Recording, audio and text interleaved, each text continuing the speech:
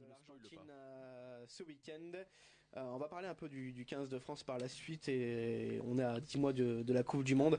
On va parler un peu des forces en présence, mon cher Paul. Tout à fait, donc victoire contre l'Argentine après 5 défaites consécutives. Enfin, les Bleus ont gagné, ça fait du bien quand même. C'est vrai. Je sais pas ce que vous en pensez. Enfin. Mais après la défaite encourageante, est-ce que c'est la victoire encourageante? Voilà, et moi franchement je trouvais ça vraiment cruel pour l'équipe de France. Je trouve qu'ils vivent une année 2018 vraiment cruelle parce que on regarde le tournoi de destination, l'Irlande ils doivent gagner. Sexton, voilà le talent de Sexton, drop à la dernière minute, victoire 15-13, du coup défaite pour l'équipe de France. Mais on était à ça de taper l'Irlande.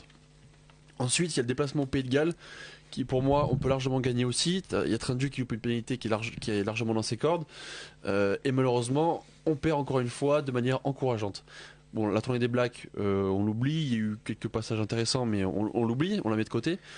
Et la semaine dernière l'Afrique du Sud, on doit gagner le match aussi, on le perd. Ça commence à faire beaucoup pour les Bleus, il y avait absolument besoin de gagner pour éviter que les joueurs se lassent et de vraiment mettre l'équipe au plus bas et surtout battre malheureusement un record historique de défaites consécutives. Là les Bleus ont gagné mais aussi rassuré dans l'état d'esprit, dans l'enthousiasme, dans le jeu. Messieurs, est-ce que vous êtes d'accord avec moi là-dessus ? Ouais, moi je suis assez d'accord. Après, on n'a pas eu la même opposition contre les Box que contre l'Argentine. Faut le préciser. Sans c'est la connue, quand même, minimiser le la Factor X, performance. l'Argentine. Oui, c'est souvent C'est le pas facteur trop- X. enfin. Cette équipe d'Argentine parce que C'était pas une grosse équipe d'Afrique du Sud non plus. Hein. non, c'était pas une grosse équipe d'Afrique du Sud, si tu veux, oui, dans le Je sens trouve qu'ils sévère, les ont, mecs. qu'ils ont eu 50 minutes où ils n'étaient pas au plus haut niveau C'est dur. et où on sent qu'ils ont leur, qu'ils sont dans leur seconde, Oui. dans cette fin de saison. Voilà, Oui, voilà, c'est ça. pour le dire Ils ont concrètement. été meilleurs contre l'Écosse. Après, voilà, derrière, ils enchaînent un match contre l'Écosse et tu vois bien que cette équipe d'Afrique du Sud, elle sera sans doute au rendez-vous à la Coupe du Monde 2019. Donc pour là- vous, c'est pas l'équipe de France qui a poussé l'équipe de Ah, d'Afrique du si, Sud à si, moins si. bien jouer, à déjouer. Je pense que si. Voilà. Si. Ouais. Qu'on remette pas trop en question non plus la performance française lors de. Ah non, mais il y a eu des changements. Hein. Il y a Ficou. On y reviendra. On en parlera après. On reviendra sur les Lui, il joueurs lance des perches là comme ça. et les petites punchlines. Et hop, je lance les gars. Non, on reviendra sur les joueurs, mais Paul fait bien de le dire. C'est que derrière ce constat d'une équipe d'Afrique du Sud qui a eu du mal à dérouler son jeu pendant une grande partie du match, c'est aussi et sans doute parce que l'équipe de France a su répondre présent, étouffer cette équipe d'Afrique du Sud, et ce qui a aussi créé la grosse déception de la défaite à la fin du match, de se dire vraiment on était au niveau, voire sur une grosse partie du match, au-dessus de cette équipe d'Afrique du Sud, Ouais. sur un match, pas forcément Oui. de manière continue, tu vois ce que je veux dire. Bien sûr. Et contre l'Argentine, ça a été encore autre chose. Et ce qui m'a bien plu, c'est qu'on aurait pu avoir peur, après ce premier essai encaissé très vite dans le match, que ça éteigne nos Bleus qui se disent décidément on n'y arrivera jamais, on fait toujours des erreurs. Et au contraire, derrière, ils ont fait une partie très solide et ils remportent une victoire plus que méritée. Où voilà, on n'a pas vu peut-être la meilleure équipe d'Argentine qui soit, mais est-ce qu'à chaque fois il faut minimiser les performances des Bleus dès qu'il y a une équipe qui est pas tant au rendez-vous, ou se dire, comme le dit Paul, que ça veut dire qu'on a eu une belle équipe de France? Je pense que voilà, ce week-end et sur ces 2 premiers matchs de la tournée de novembre, on peut être beaucoup plus optimiste qu'on l'était il y a quelques mois. Moi, je partage ton constat sur le manque de bol, on va dire, du 15 de France. On a tout de même. Enfin, moi, j'étais plus partisan tout de même de Guinoves à l'époque, tu vois. Donc, quand Brunel est arrivé, j'étais un peu déçu de voir qu'un entraîneur comme Guinoves, qui avait attendu toute sa vie de faire le 15 de France, soit dégagé aussi vite, bien qu'il y ait eu une grosse passe où il n'y a rien eu avec le 15 de France. Mais j'ai l'impression que sur l'air Brunel, il y a quelque chose qui s'installe, un peu comme à l'image de Deschamps, un groupe qui s'installe. Et les matchs qu'on a eu depuis ce temps-là, c'est-à-dire les 6 nations par exemple, on n'a quand même pas eu de chance. On a parlé de l'Irlande qui quand même est stratosphérique sur ces 6 nations, dont on perd à la fin le match cruellement. Et on est quand même classé 3e si je ne me trompe pas. 4e, non? 4e, non, 3e je crois, avec quand même des matchs assez satisfaisants. On va pas dire que On bat l'Angleterre, hein, il faut le oui, rappeler. par rapport aux années précédentes où là on avait quand même il y a des moments où l'Italie nous battait, où on avait vraiment des gros problèmes dans ce 15 de France. Donc moi, pour l'instant, les matchs que j'ai vus, je les sens pas inquiétants. Alors, on revient tout le temps sur l'ironie, enfin sur la blague de la défaite encourageante. Malheureusement, je vais la réutiliser parce que moi, je ne vois pas un autre mot qu'une défaite encourageante quand je vois le 15 de France Tu as perdre. tout à fait raison. Parce Ouais, que ouais. si on enlève, si on bat l'Irlande, alors je mets que des si évidemment, avec les si on referait le monde, mais je rajoute des si quand même. Parce que s'il n'y a pas ce facteur chance contre l'Irlande ou Sexton, voilà, nous sur le drop au bon Le moment, talent de incroyable. Sexton, parce Voilà. que sinon, ce serait pas Le lui. Je suis Pays de pas sûr qu'elle Galles, passe. si Trinduc passe à la pénalité et nous permet de repasser devant, on peut gagner le match contre le Pays de Galles. Et l'Afrique du Sud, ça fait Irlande, Pays de Galles, Afrique du Sud, c'est une autre saison. On voit l'équipe de France de Ouais. manière totalement C'est autre vrai. et on envisage l'avenir beaucoup plus sereinement. Là, on a eu un enchaînement de 5 défaites consécutives, ça paraissait compliqué. L'Argentine, on peut relativiser aussi la victoire, mais sauf que si on relativise tout le temps, eh ben, on n'est jamais content et on n'arrivera jamais à avancer. Parce qu'on peut dire que l'Argentine a été aussi plus faible, moins en vue que lors du tournoi. Enfin mais bon, mais rappelle-toi du restons- Japon tout de même. Restons dans l'état d'esprit. Au niveau c'est là que Brunel a apporté cette touche aussi. Il faut vous rappeler qu'il est champion de France avec Perpignan et qu'il a entraîné l'équipe d'Italie, avec qui il a fait des choses intéressantes. Et Bordeaux. Ouais, alors Bordeaux était un peu plus en retrait, mais il a réussi à apporter un enthousiasme et un état d'esprit, je trouve, à l'équipe. Voilà. Donc c'est l'avantage de Brunel. Non, mais moi je trouve que il y a du mieux même dans le jeu et tout. Honnêtement, Oui, ouais. ça fait plaisir à voir. Dans le jeu, pour moi, c'est vraiment ces deux matchs qui l'ont prouvé. Oui. Enfin plus moi même l'Argentine que l'Afrique du Ah, mais Sud. même déjà contre l'Afrique du Ouais, Sud. Mais ouais. déjà aussi, mais après il reconduit plus ou moins la même équipe, donc les joueurs ils ont des automatismes, etc. Mais c'est vrai qu'objectivement on n'est pas si loin. Après on a des manques à certains postes, on les aura jusqu'à la Coupe du Monde et peut-être même après, mais on n'est pas si loin. On n'est pas si loin des meilleures nations mondiales et je pense qu'avec un bon cadre de travail qui est en train d'instaurer Brunel, on peut croire à une petite chance pour 2019 et pour le 6 Nations, etc. Pour le Et ben futur, justement 2019, on va y venir mon petit. Dans 10 mois a lieu la prochaine Coupe du Monde qui se disputera au Japon. Tu as dit que Brunel justement essaie de garder cette équipe là. Est-ce qu'on peut dire que l'on a certaines certitudes à certains postes, notamment à des postes clés, au moment où Yacine rentre dans le studio, il va pouvoir nous donner aussi son avis. Est-ce qu'on peut dire que le 15 de France a certaines certitudes, notamment sur certains postes? Je pense notamment à la paire de centres. Ah. D'abord, Ah. on évoquera les autres ensuite. Ficou est entré dans le 15 de départ, enfin, on peut dire, après son excellent début de saison, parce que c'était Doumerou la semaine dernière, on le rappelle. Ouais. Est-ce qu'on peut dire que Ficou Bastaro sera la prochaine paire de centres au mondial? Oui et Je sais non. Je sais Ouais, que je suis Bastaro divise comme toi. beaucoup. Voilà, moi c'est ça qui. Je pense que Ficon on est peut-être d'accord sur ce point-là, surtout qu'il a prouvé à la fois dans le 15 de France quand il a Et- joué. Je me rappelle ce fameux France-Angleterre quand il marque un essai venu de nulle Même part. ça, son entrée face C'est- à l'Afrique du Sud est très bonne. C'était il y a un petit moment déjà ça, ce France-Angleterre où il marque un essai. Ouais, sous Marc Et Leroy, je crois, avec hein. le Stade français, c'est le Stade français, on est d'accord. Ouais, ça fait il fait. Fait un Attends, bon des début de années. saison. Ouais. Donc Ouais, Ficon, on est d'accord, Bastaro. Bah après, C'est justement un peu par rapport à ses performances. Je sens qu'il Contre l'Argentine, il fait un gros match. qui fait un très bon capitaine, par exemple. Oui, contre l'Argentine, fait un gros match. Oui, Mais il fait un On gros va, match, on va revenir justement à ce rôle de leader. contre l'Afrique du Sud, c'est pas forcément le cas, je trouve. C'est une saison, enfin, c'est des matchs avec l'équipe de France en demi-teinte, on va dire. Et du coup, je suis pas. ouais, je suis.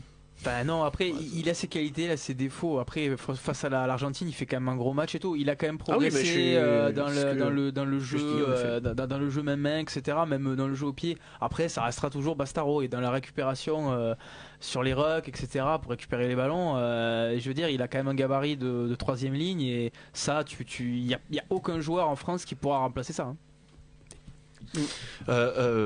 Alors, est-ce que vous pensez que si Fofana, moi je pense que si Fofana avait été là, Ficou ne serait même pas encore titulaire, n'aurait même pas encore été titulaire contre Je pense l'Argentine. Et ça, c'est possible. Oui. Et je pense que moi, ce qu'avait en tête Jacques Brunel, c'était de mettre Fofana Bastaro au centre, parce que Bastaro apporte ce leadership, on y reviendra après, avec Ozel, Teddy Thomas et Gaël Ficou. Bah oui, c'est ce qu'a dit Mathieu Lartaud sur France 2, qui le voyait comme un ailier, non pas comme un centre. Ouais. Voilà. Mais pour moi, Fofana, je ne le mettrai pas dans le 15 de départ. Hein.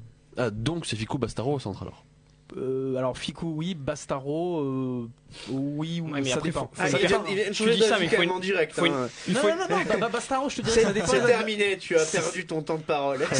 Ça dépend des adversaires. Tu joues les Blacks, je te le mettrai. Tu joues les Tonga ou autre chose. D'accord. Voilà, tu peux mettre quelque chose d'autre. Non mais Bonne réponse. oui, surtout que Alex, ce que je comprends dans ce que tu dis, c'est que moi aussi, quand je vois Bastaro jouer, dans le type de joueur, c'est pas forcément celui qui me régale le plus sur le terrain. Mais après, il faut penser à une équipe, à du leadership, comme parlait Oui. Paul, et C'est pas des que le leadership, joueurs quand même. sur des grands matchs qui sont Voilà. capables de peser sur une défense, C'est un style de être jeu un bon point aussi, d'appui, Tout à fait. être capable dans l'affrontement De aussi, voilà, de dominer l'adversaire. Gratter les ballons surtout. Voilà. Et gratter des Oui, il ballons me sur fait les pas rails. penser Et là-dessus, à- Bastaro est très utile.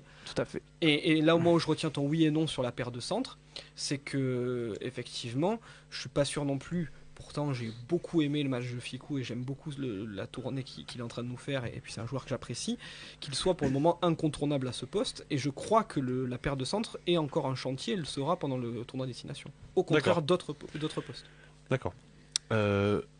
Sauf que Bastaro, voilà, tu en as parlé, il apporte ce registre de points d'appui.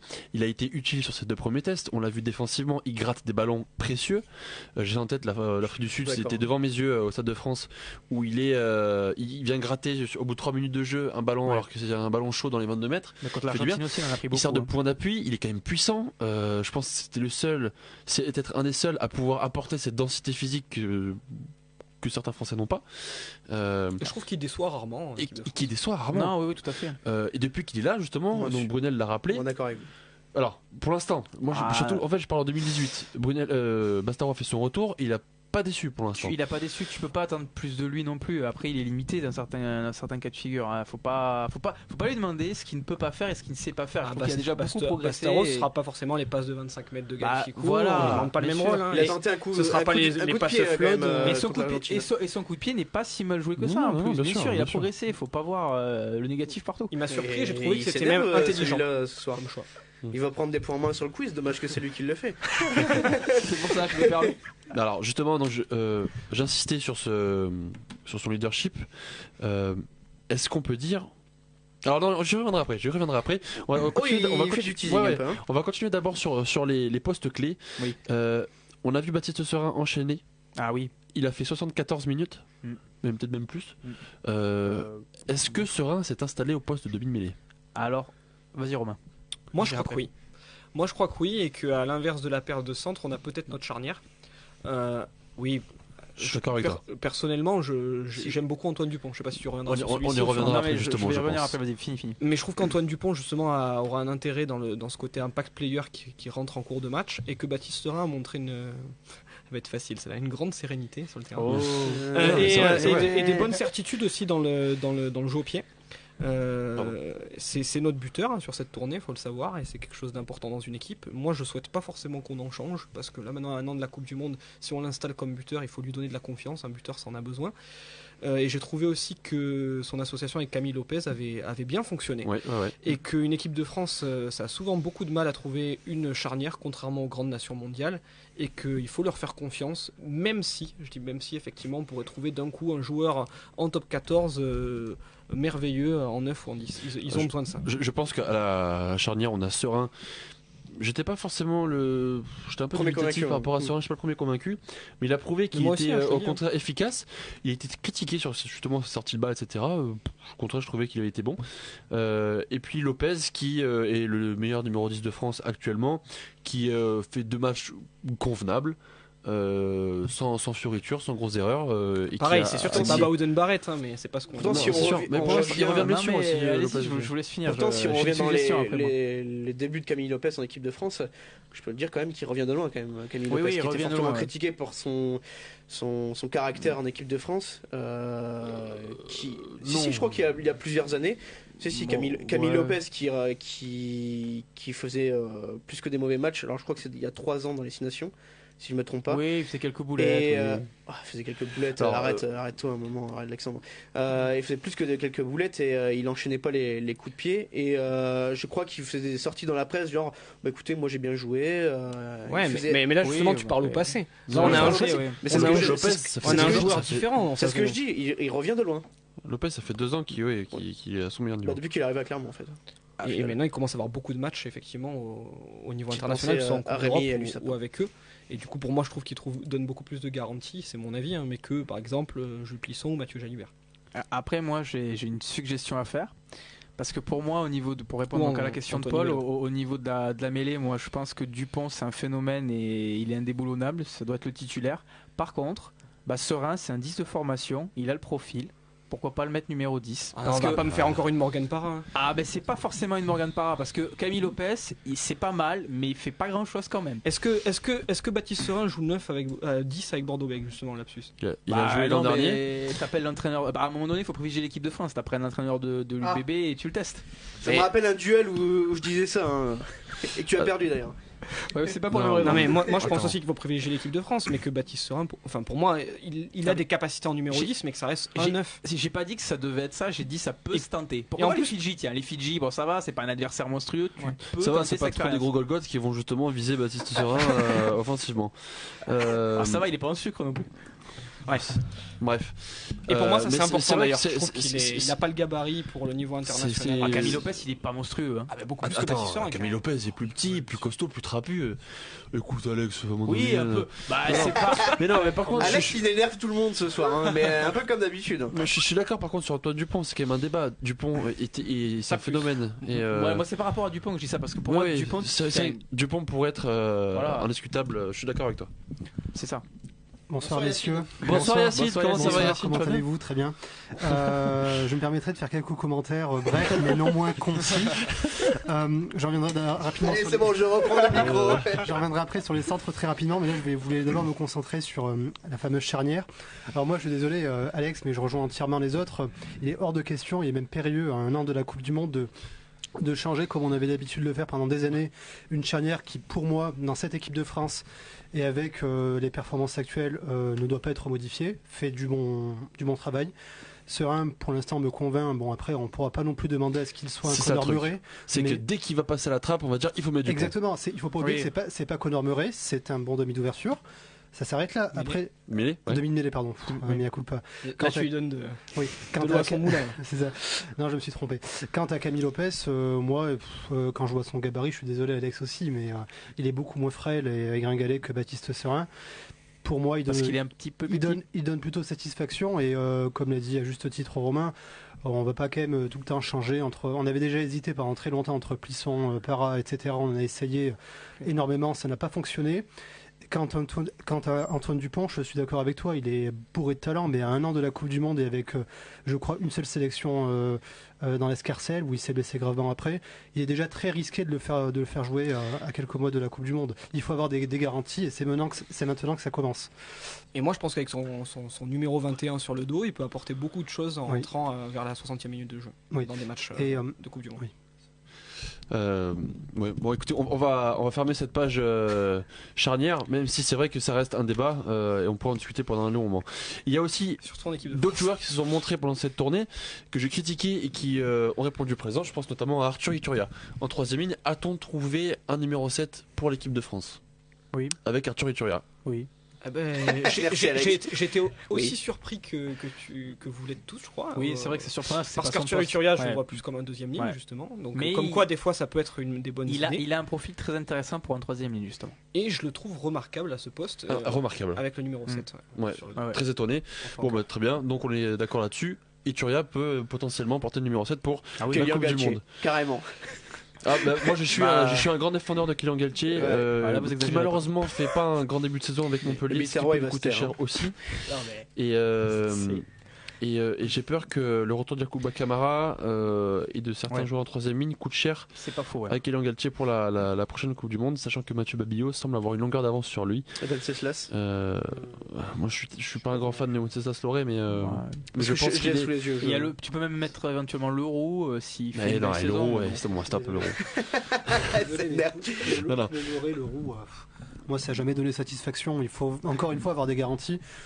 Moi franchement, moi Camara m'avait fait une très très bonne impression pendant le tournoi. Ouais, avant. ouais. Aussi Oui, parce c'est qu'on vrai, Camara, oui. on a eu une pénurie quand même beaucoup de joueurs blessés pendant le tournoi. Camara Mm. avait fait partie des satisfactions pour ses Tout à fait. premières Oui, ça, sélections. je suis d'accord. Oui, quant à Ituria, oui, pour le coup, moi je le mets très bien pour l'instant. Je pense qu'on a trouvé le numéro 7 pour la prochaine Coupe du Monde en espérant qu'il ne se blesse pas. D'accord. Bon, Très bien, voilà, c'était pour les postes clés auxquels je pensais. On a beaucoup insisté avant le début de cette tournée sur le manque de cadre possible qu'il y a en équipe de France.